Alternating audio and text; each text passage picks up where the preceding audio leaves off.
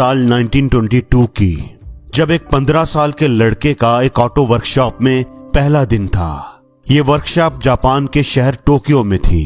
Workshop के मालिक ने उसे गाड़ियों की रिपेयर का काम देने की बजाय उसे वर्कशॉप की सफाई और अपने बच्चे के साथ खेलने पर लगा दिया। उस बच्चे का नाम सुचाइरो होंडा था और किसको पता था कि आने वाले वक्त में उसका नाम हर छोटी बड़ी गाड़ी में देखने को मिलेगा। आज की कहानी है कि कैसे एक गरीब बच्चा जो अपने मालिक के बच्चों को खिलाया करता था, उनके साथ खेला करता था, कैसे दुनिया की एक मल्टी बिलियन डॉलर कंपनी खड़ी कर पाया। ये कहानी शुरू होती है 1906 में, जब जापान के शहर माउंट फ्यूजी के करीब एक छोटे से गांव में सुचाइरो होंडा की पैदाइश हुई थी। उसके वालिद लोहार होने के साथ साथ फारग वक्त में साइकिल ठीक करने का काम भी करते थे। होंडा के 5 भाई पहले ही मुख्तलिफ बीमारियों की वजह से मर चुके थे, लिहाजा उसके माँ बाप को अपने इस बच्चे से काफी उम्मीदें थी, लेकिन उसको पढ़ाई से कोई लगाव नहीं था। अलबत्ता अपने बाप के साथ साइकिल ठीक करने में होंडा को ज्यादा दिलचस्पी थी। जब वो 16 साल का हुआ तो उसने न्यूज़पेपर में जॉब का एक ऐड देखा। आर्ट शिकाई नामी कंपनी को टेक्नीशियन चाहिए था। आर्ट शिकाई कंपनी उस वक्त गाड़ियों की रिपेयर करने वाली सबसे बड़ी कंपनी थी।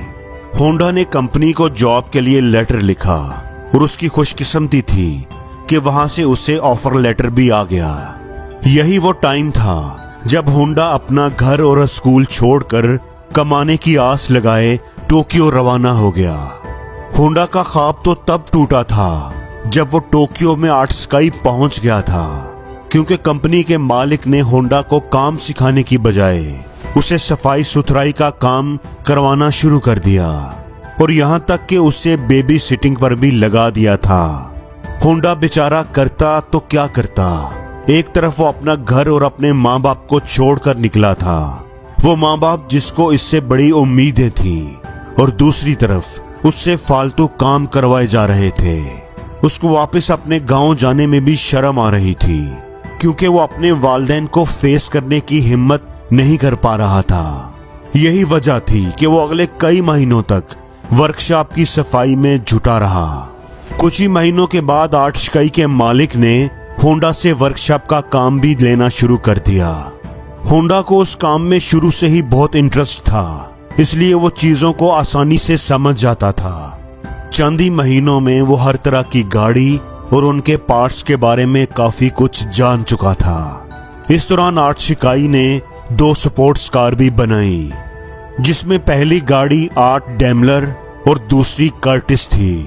ये दोनों गाड़ियां पुराने यूज्ड इंजन्स को इस्तेमाल करके बनाई गई थी, जिन्होंने जापानीज मोटर कार चैंपियनशिप में 1924 में पहली पोजीशन हासिल की। होंडा अभी तक एक अच्छा मैकेनिक था, लेकिन अब की बार इस रेस में वो ड्राइवर के साथ इंजीनियर के तौर पर बैठा था।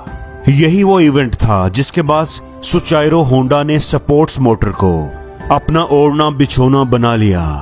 अगले कई सालों तक वो आर्ट शिकाई में ही जॉब करता रहा और अपने एक्सपीरियंस को बढ़ाता भी रहा। 1928 में जब होंडा की उम्र 22 साल थी तो आर्ट शिकाई के मालिक ने अपनी एक और ब्रांच खोलने का फैसला किया। ये ब्रांच हैमामात्सु शहर में ओपन होना थी, जिसको चलाने के लिए मालिक ने होंडा को जिम्मेदारी देकर भेज दिया। होंडा ने अपने मालिक की नई ब्रांच को एक वर्कर से शुरू किया था और सिर्फ 2 ही सालों में 30 वर्कर तक पहुंचा दिया।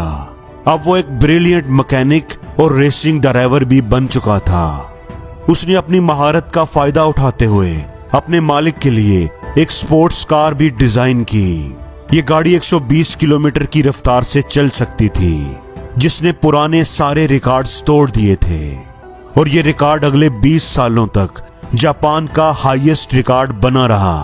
अब आर्ट शिकाई के मालिक के दिल में होंडा की अहमियत और बढ़ चुकी थी, लेकिन अब होंडा अपना खुद का वर्कशॉप खोलना चाहता था, लेकिन शायद किस्मत को यह मंजूर नहीं था। 1936 में रेसिंग के दौरान होंडा का एक खौफनाक एक्सीडेंट हो गया। उस एक्सीडेंट में उसकी जान तो बच गई, लेकिन उसका बायां बाजू फ्रैक्चर हो गया था। और उसका एक शोल्डर भी डिसलोकेट हो गया था। उसके चेहरे पर भी कई जख्म आ चुके थे। उसको अपनी जिंदगी खत्म होती दिखाई दे रही थी। अब ना तो वो मैकेनिक का काम कर सकता था और ना ही रेसिंग में हिस्सा ले सकता था। कई महीनों के बाद जब वो दोबारा ठीक हुआ तो उसने अपने मालिक से रिक्वेस्ट की कि अब वो ये रिपेयरिंग का काम नहीं कर सकता।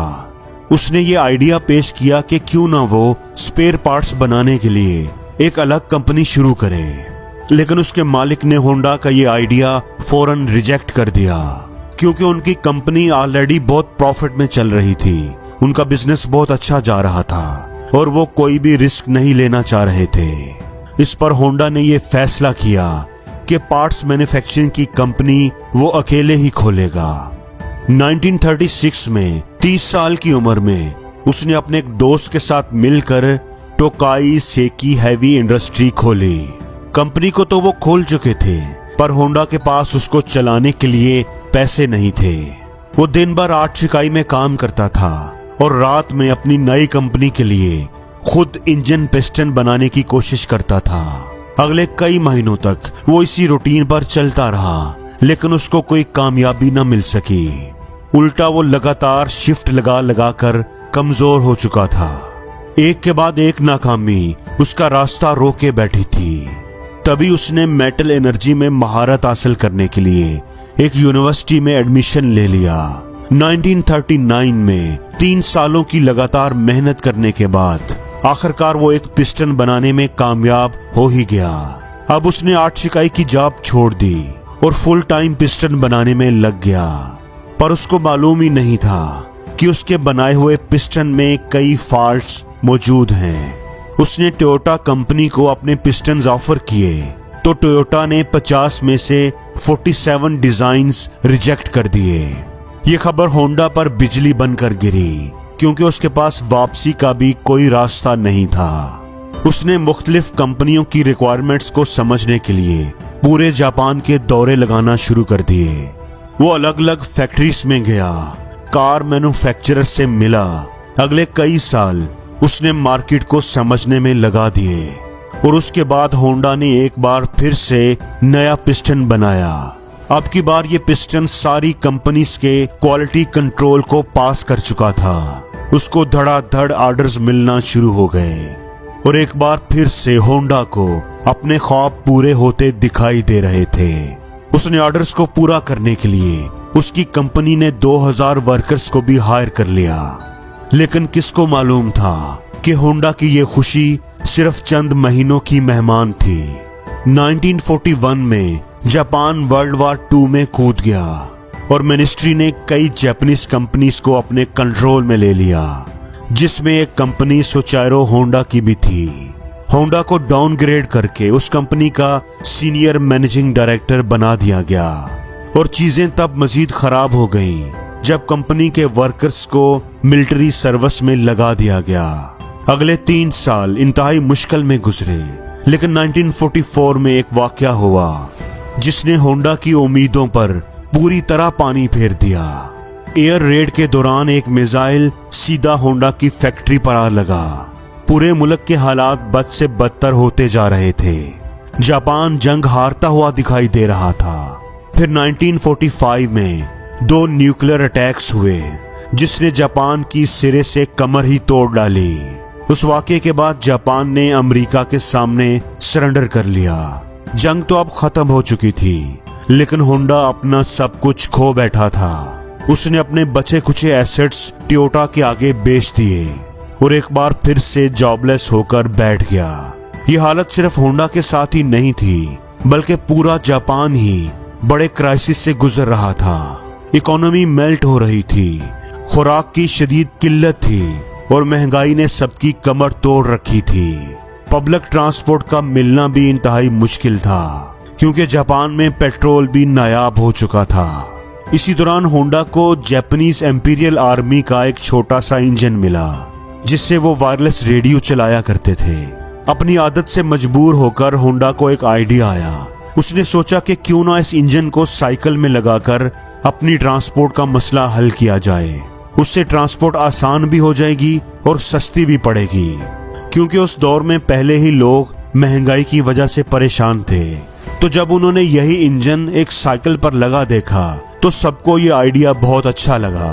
चंद यूज्ड इंजन्स तो होंडा को मिल गए, लेकिन लोगों की डिमांड इतनी ज्यादा थी कि होंडा ने अपना खुद का नया इंजन डिजाइन कर लिया। ये हिस्ट्री में पहली बार हुआ था कि किसी मशीन पर होंडा का लोगो देखा गया। होंडा के पास इतने पैसे नहीं थे कि वो मैस लेवल पर यह साइकिल बना सके, लिहाजा उसने 18,000 दुकानदारों को एक ओपन लेटर लिखा। लोगों को होंडा पर इतना भरोसा था कि 3,000 दुकानदारों ने उसको पॉजिटिव रिप्लाई दिया और एडवांस में पैसे भी दे दिए। अगले 3 सालों में होंडा ने एक ऐसी मोटरसाइकिल बनाई जो मार्केट की रिक्वायरमेंट के ऐन मुताबिक थी। ये सुपर कप के नाम से लॉन्च की गई, जिसने आते ही मार्केट में धूम मचा दी। होंडा को चूंकि रेसिंग का बहुत शौक था, इसलिए उसने अब एक स्पोर्ट्स बाइक बनाने का फैसला किया।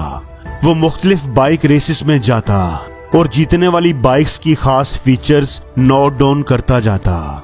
उस दौर में ऐसे स्पोर्ट्स कंपटीशन रेस से बढ़कर मैन्युफैक्चरिंग कंपनी के लिए मार्केटिंग टूल हुआ करते थे।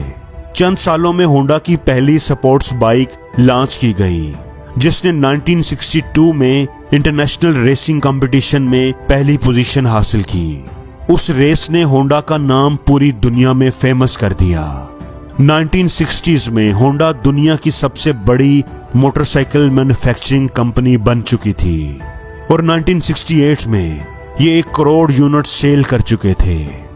अपनी जिंदगी के 62 साल गुजारने के बाद आखिरकार सुचाइरो होंडा को कामयाबी तो मिल चुकी थी, लेकिन जो ख्वाब बचपन से उसके दिल में बैठा हुआ था वो अभी तक पूरा नहीं हो पाया था। होंडा अब कार मैन्युफैक्चरिंग की तरफ भी जाना चाहता था। कई लोगों ने उसको ऐसा करने से मना भी किया, लेकिन उन्होंने किसी की एक ना सुनी। उस वक्त जापान में ऑलरेडी निसान और टोयोटा जैसी कंपनीज अपना बिजनेस जमाए बैठी थी। वहां मार्केट में अपनी नई जगह बनाना काफी मुश्किल काम था। होंडा ने अपनी पहली T360 पिकअप ट्रक लॉन्च की, जो कि फेल हो गई। उसके बाद उसने एक स्पोर्ट्स कार लॉन्च की, जिसके सिर्फ 1300 यूनिट्स ही सेल हो पाए। कई सालों की मेहनत और कई डिजाइन रिजेक्ट हो जाने के बाद आखिर 1972 में उसने होंडा सिविक लॉन्च की। यही वो गाड़ी है जिसके नए मॉडल आज तक पूरी दुनिया में फेमस हैं। 1980 में होंडा मोटर जापान की तीसरी बड़ी कार मैन्युफैक्चरिंग कंपनी बन चुकी थी। सिर्फ 10 सालों में ये दुनिया की तीसरी बड़ी कंपनी बन गई। आज होंडा का नाम हमें car, motorcycle, boat engines, plane engines और दर्जनों पावर टूल्स पर देखने को मिलता है। सुचाइरो होंडा ने होंडा सिविक के लॉन्च होने के अगले ही साल 1973 में अपनी कंपनी से रिटायरमेंट ले ली थी और 5 अगस्त 1991 को उनकी जिंदगी का ये सफर हमेशा हमेशा के लिए खत्म हो गया।